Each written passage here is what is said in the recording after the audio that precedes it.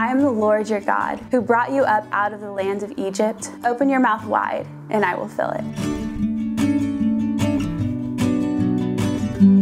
I grew up baking. I would always be in the kitchen with my mom. We would make pies for every single holiday get-together. I think a lot of that was because my mom is probably an hour late to every single thing she goes to, and so we would always miss the first course of the meal, and so we just started bringing desserts. And it's always been the constant in my life where I was like, wow, I love this. Towards the end of high school, when I was baking, I was like, I think I could turn this into a career. Like, I could really see myself baking for the rest of my life. So I decided to start a pie business right now, just to kind of jump in. I'm calling it Jaffa, and Jaffa is the name of one of the ports to Jerusalem, and it's mentioned in the Old Testament a few times, but it was known as one of the entrances to the Holy Land.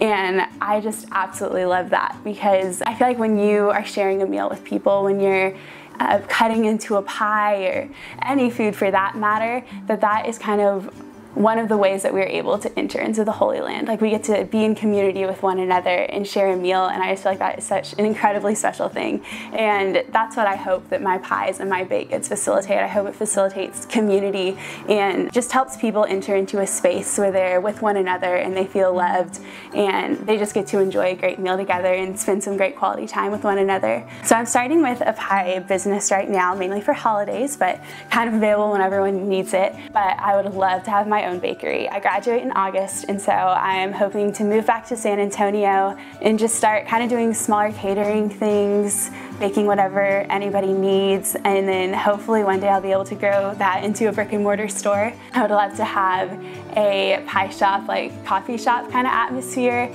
and just have this wonderful bakery where people can walk in and they can meet one another and sit. I want there to be art everywhere, and just a place for the community to gather. A place where everybody can exchange ideas and thoughts and just share in food with one another.